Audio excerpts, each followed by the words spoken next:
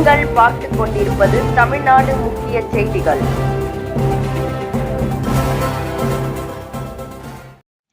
வணக்கம். தோல்வியாதிக்கு சிகிச்சை பெற்று குணமடைந்து பள்ளிக்கு சென்ற 10ஆம் வகுப்பு மாணவனை பொதுத் தேர்வு எழுத விடாமல் அரியர் எழுதி தேர்ச்சி அடைந்து கொள் என தலைமை ஆசிரியர் கூறியதாக மாணவனின் தாய் மாவட்ட முதன்மை கல்வி அலுவலகத்தில் புகார் மனு அளித்தார். திருவள்ளூர் மாவட்டம் புட்லூர் பஜனை கோவில் தேர்வை சேர்ந்தவர் ராதிகா. இவர் கணவரை பிரிந்து தனியாக வாழ்ந்து வரும் நிலையில் இவருக்கு ஒரு பெண் பிள்ளையும் 2 ஆண் பிள்ளைகள் உள்ளனர்.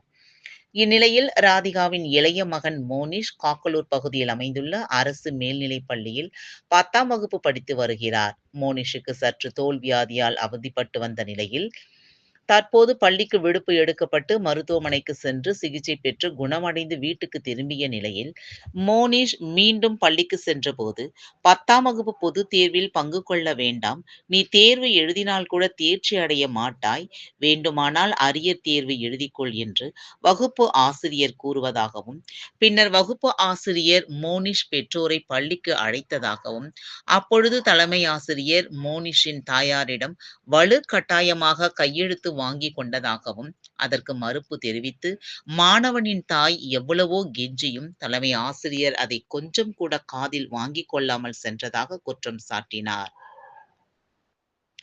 மேலும் பள்ளி மாணவன் மோனிஷின் உடல்நிலை காரணம் காட்டி பொதுத் தேர்வு எழுத விடாமல் தலைமை ஆசிரியர் மற்றும் வகுப்பு ஆசிரியர் செய்ததாகவும், இதுகுறித்து ராதிகா மற்றும் அவரது இளைய மகன் மோனிஷ் மற்றும் மகளுடன் திருவள்ளூர் மாவட்ட முதன்மை கல்வி அலுவலர் அலுவலகத்தில் நேரில் சந்தித்து மனு அளிக்க வந்த நிலையில் மாவட்ட முதன்மை கல்வி அலுவலர் அலுவலகத்தில் இல்லாததால் அவருக்கு கீழ்பணிபுரியும் அதிகாரியிடம் மனுவை அளிக்கப்பட்டதாகவும், மனுவை பெற்றுக்கொண்ட அதிகாரி மாவட்ட கல்வி அலுவலர் வந்தவுடன் உரிய விசாரணை செய்து தனது மகனை பொதுத் தேர்வு எழுத நடவடிக்கை எடுப்பதாக மாணவனின் தாய் ராதிகா தெரிவித்துள்ளார்.